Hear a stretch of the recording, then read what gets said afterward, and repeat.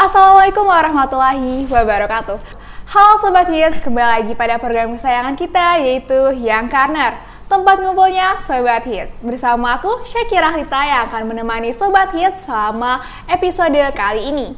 Dan pada episode kali ini kita akan kedatangan gestar nih yang akan membahas putar lika-liku kehidupan mahasiswa.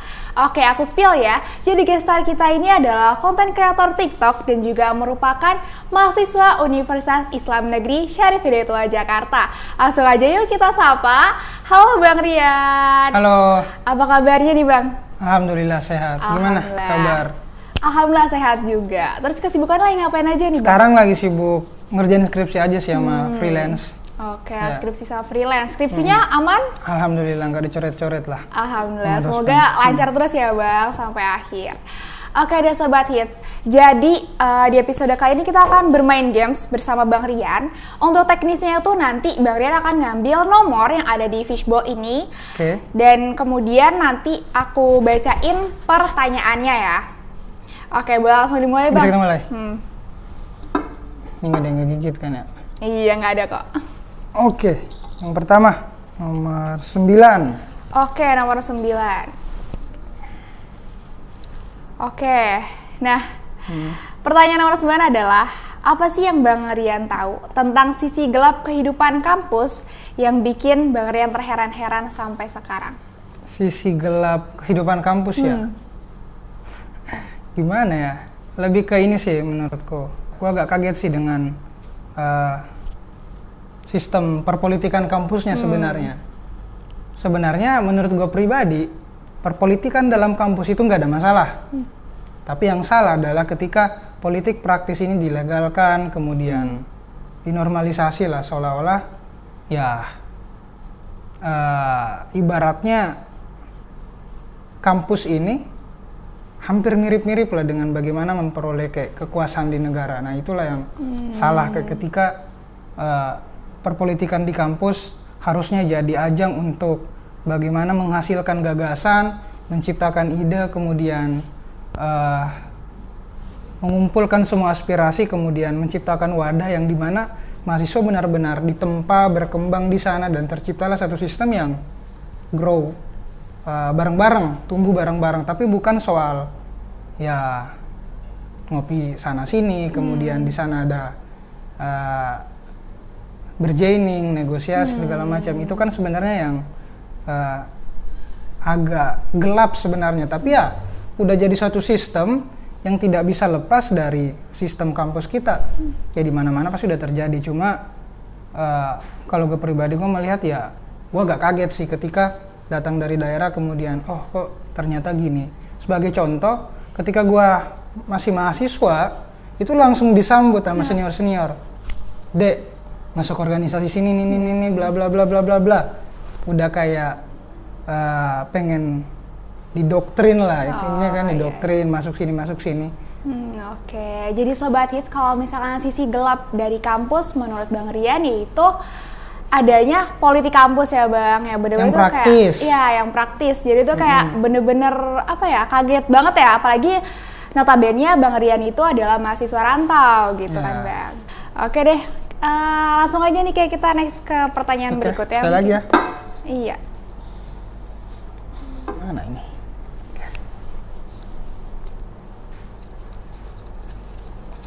Nomor 3. Nomor 3. Oke deh. Oke, jadi pertanyaan nomor 3 yaitu pernah nggak sih Bang Rian nih merasa berada di titik paling rendah dan putus asa dalam urusan kuliah gitu? Boleh nggak nih diceritain ke penonton? Oke, titik terendah. Titik terendah bagi gua. Oke, titik terendah bagi kamu apa? Titik terendah bagi aku apa ya? Mungkin kayak pas belum bisa ngebagian orang tua gitu kayak. Enggak, definisinya. Oh, definisinya. Definisinya tuh kayak benar-benar dalam titik yang diri tuh kayak nggak bisa apa-apa gitu, kayak terpuruk lah gitu, kayak mau ke sana salah, mau ke sini salah. Oke, tidak bisa apa-apa, terpuruk. Kalau definisi titik terendah itu seperti itu, gua alhamdulillah belum pernah ngerasain.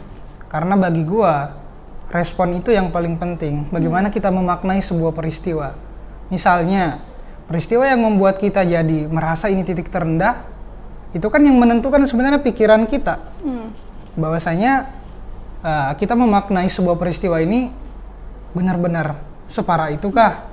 Atau mungkin masih ada loh, kita bisa memaknai secara positif. Itulah kekuatan mindset yang menurut gua orang-orang mungkin seperti saya masih agak sulit untuk bagaimana memaknai sebuah peristiwa. Kayak contoh itu tadi, titik terendah. Ya sebenarnya titik terendah kalau misalnya dikaitkan dengan kekecewaan ya pasti gua pernah. Karena gua manusia yang punya hati, setiap punya hati pasti punya titik lemahnya juga. Dan pada saat itu yang menjadi titik kecewa gue adalah ketika gue mengecewakan kedua orang tua. Karena kalau berbicara tentang titik terendah ya pasti nggak lepas dengan pengaruh atau kejadian dari orang-orang yang kita sayangi. Bukan ayang ya. Jadi kalau misalnya ada yang merasa titik terendahnya gara-gara ayang ya itu masih gimana biasa gitu. Biasa aja kali ya. Oke deh Bang, mungkin sebagai penutup mungkin ada pesan dan kesan atau harapan nih buat penonton semua tuh biar jadi mahasiswa yang lebih baik lah. Iya, bukan ke mahasiswa rantau sih, tapi lebih ke semua anak muda bahwa ya sekarang sudah saatnya kita unjuk gigi, unjuk apa yang kita punya, memaksimalkan potensi. Jadi bagaimana caranya? Dimulai dari sekarang, ketika teman-teman punya cita-cita jadi seorang polisi, ketika teman-teman punya cita-cita jadi seorang jurnalis, berperilakulah seperti seorang jurnalis dari sekarang. Contohnya, mulai menulis-menulis tentang berita, mencari tentang bagaimana seorang reporter, bagaimana seorang presenter. Kalau mau jadi presiden ya, berperilakulah seorang teladan yang bisa dicontoh. Kira-kira begitu. Iya, satu lagi mungkin ya. Iya Bang. Satu lagi ya. Bahwasanya teman-teman harus sadar bahwa ada hukum yang berlaku. Kayak misalnya kita santai hari ini, ya di masa depan itu bakal sulit. Iya. Tapi kalau misalnya kita pengen sulit-sulit dari sekarang, ya di masa depan ada kemungkinan lah kita juga bakal mendapatkan hasil yang terbaik. Kita bisa udah seneng-seneng, mungkin kayak gitu. Oke, benar banget. Jadi itu pokoknya ada hukumnya lah ya. Kalau misalkan kita di masa muda sekarang cuma santai-santai doang, nanti masa tuanya siap-siap nih kita bersusah payah. Begitupun sebaliknya. Oke Sobat Hits, tadi kita udah seru-seruan bareng Bang Rian nih menjawab pertanyaan-pertanyaan tentang kehidupan mahasiswa melalui Fishbowl ini. Dan untuk segmen selanjutnya nggak kalah seru nih, kita akan kedatangan Gesta dan akan bermain bersama juga. Oke deh, langsung aja yuk kita langsung ke segmen selanjutnya. Halo Sobat Hits, welcome back to Young Corner. Nah, di sini di segmen yang kedua kita bakal seru-seruan bareng bersama gestar kita yang satu lagi loh, yang pastinya nggak kalah seru dari segmen yang pertama. Dan pada segmen kali ini kita akan bermain games, yaitu Agree and Disagree. Tapi siapa sih gestarnya? Oke, aku spill dikit nih. Jadi gestar kita juga merupakan konten kreator TikTok dan beliau juga merupakan mahasiswa dari Universitas Brawijaya. Langsung aja yuk kita sapa. Halo, Bang Reza. Iya, apa kabarnya Bang? Sehat. Sehat. Terus kesibukannya ngapain aja nih? Kesibukannya mencari kesibukan. Wah, enggak, bercanda. Jadi kesibukannya sekarang lagi kayak mulai nyanyi lagi, mulai apa ya? Kita entertain udah mulai jalan lagi. Oh, siap. Jadi kesibukan lagi di bidang entertain ya? Iya, oke deh. Langsung aja ya, kita main nih ke games Agree and Disagree. Jadi gini Bang, kemarin tuh kita udah buka Q&A di Instagramnya DNK TV dan ada beberapa pertanyaan nih dari followers gitu. Nanti ya akan Bang Reza jawab. Terus untuk teknisnya nanti Bang Reza bisa geser gambarnya. Iya. Oke, foto gue lucu ya. Oke. Iya. Nah, nanti disesuaikan nih dari pernyataannya itu apakah setuju, sangat setuju, sangat tidak setuju atau tidak setuju gitu ya. Oke, langsung aja kita mulai kali ya? Iya, boleh. Oke, ada nih pernyataan yang pertama, yaitu bener gak sih di dunia kepolitikan di kampus itu kejam? Sangat setuju. Kenapa tuh Bang? Boleh dijelasin nih. Waduh, gimana ya? Jadi ini sedikit cerita aja ya. Jadi dulu itu aku pernah mencoba untuk terjun di dunia politik kampus gitu kan. Dan ya di situ sudah ada beberapa kita bilang transaksi politik, ya transaksi politik di situ. Yang tiba-tiba detik-detik terakhir ada yang wah, lebih tajam tikungannya daripada gebetan Anda yang ditikung oleh teman sendiri. Gitu. Kenapa tuh Bang? Bisa dispesifikin lagi nggak tuh kenapa? Jadi kita pertamanya sebelum bermain di fakultas, ya kan? Itu kita mulai main dulu di jurusan. Iya, promosi. Ya kan? Jadi di jurusan dulu kita cari masa di situ, kita cari baru kita ke fakultas, baru kita cari masa universitas. Nah, karena aku base-nya itu ada di tingkat universitas, jadi aku mengumpulkan yang ada di universitas dulu, ya kan? Iya. Nah, jadi yang di universitas ini aku sudah merasa aman, ya kan? Barulah kita turun ke yang fakultas, ya kan? Udah kita ada transaksi politik, deal-dealan, gini-gini segala macam, gitu kan? Terus kayak, oke, gitu kan? Lalu tiba-tiba hamin 3 jam penutupan pendaftaran, kenapa ada si pemecah suara? Itu kayak apa yang harus saya lakukan gitu kan? Berarti kan habis dari situ harus muter otak gitu kan. Terus juga ada lagi yang calon boneka, terus tiba-tiba yang suara copetan, terus calon bayangan, sama ada yang nyimpen suara.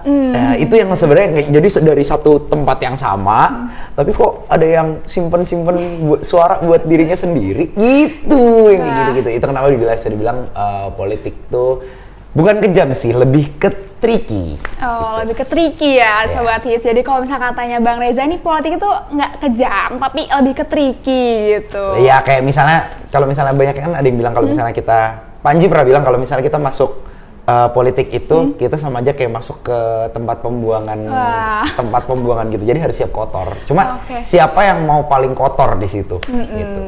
Jadi udah tahu itu tempat kotor gitu. Betul banget Sobat Hits. Jadi itu ya tadi udah dijelasin juga tuh pengalaman dari Bang Reza gitu. Di kampus tuh ada politik kejamnya tuh atau politik trikinya tuh seperti apa aja sih kayak gitu. Oke, langsung kita next nih ya ke pernyataan berikutnya. Gak apa-apa salah milih jurusan, yang penting akreditasinya A. Gimana tuh Bang? Yang penting akreditasinya A. Tidak setuju. Kenapa Bang? Karena gini, persoalan akreditasi itu balik lagi ke diri kalian. Jadi gini, akreditasi itu dibentuk dari reputasi si jurusan tersebut terhadap mahasiswanya. Mahasiswanya berapa banyak, terus kurikulumnya kayak gimana, terus prestasinya apa aja. Kalau misalnya kalian dapat di akreditasinya A, tapi kalian nggak ngapa-ngapain, itu sama aja kalian jadi beban akreditasi, gitu loh. Nah, betul. Terus ditambah akreditasinya bagus, terus kalian tidak bisa mencerminkan si akreditasi itu, ya buat apa, gitu loh. Dan ditambah kalau misalnya kalian, misalnya akreditasi jurusan baru nih, akreditasinya kan biasanya paling C, gitu kan, paling C atau nggak B, gitu. Kalau misalnya udah pernah akreditasi. Nah, kalian bisa bantu kampus itu atau jurusan itu buat dapat akreditasi. Nah, yang dimana proyekannya pasti banyak. Iya betul. Gitu. Oke deh, jadi intinya bukan masalah akreditasi ya, tapi tergantung kita sendiri nih, kita sebagai mahasiswanya tuh mau ngikutin belajarnya apa enggak gitu. Punya value sendiri lah sebagai mahasiswa. Intinya punya value sendiri sebagai mahasiswa ya Sobat Hits. Oke deh Bang, mungkin sebagai penutup boleh nih kasih pesan gitu atau harapan lah nih buat mahasiswa-mahasiswa yang kayak masih galau nih gitu, kayak di kuliah tuh gue harus gimana sih gitu. Oke, buat teman-teman yang pengen kuliah, atau misalnya sedang menjalani kuliah, lakukan apa yang pengen kalian lakukan. Kenapa? Karena pekerjaan paling indah itu adalah menjadi mahasiswa. Karena kalian nggak perlu mikirin apa-apa, kalian hanya perlu berekspresi dan bereksperimen dengan kreativitas yang kalian punya. Jadi kalian bisa melakukan apa yang kalian lakukan dan jangan sia-siakan waktunya. Kalau misalnya ada kesempatan, coba. Jangan takut, kalau gagal, perbaiki. Jadi jangan jadi mahasiswa yang biasa aja, lakukan sesuatu demi kampus kalian juga, Dan seperti yang tadi gue bilang, lebih baik menjadi mahasiswa luar biasa di kampus biasa daripada menjadi mahasiswa biasa aja di kampus yang superior. Wah, keren banget Bang Reza. Jadi kesimpulannya itu ya teman-teman semua, Sobat Hits. Jadi kalau ada kesempatan ya dicoba, kalau gagal diperbaiki kayak gitu. Mungkin sekian dari episode Yang Karner kali ini. Dan makasih banyak nih Bang Reza udah nyempetin ya di tengah-tengah kesibukannya. Thank you banget loh udah diundang-undang sini buat ngobrol-ngobrol seru banget ya. Semoga di next kesempatan bisa berjumpa lagi nih. Bisa. Oke deh. Oke Sobat Hits, sekian episode kali ini. Aku Syakira Hlita sebagai host pada Yang Karner kali ini. Mohon maaf jika ada salah-salah kata ataupun perbuatan. Dan buat Sobat Hits semua, jangan lupa saksikan episode Yang Karner yang lainnya. Dan sampai jumpa. Yang Karner, tempat ngumpulnya Sobat Hits.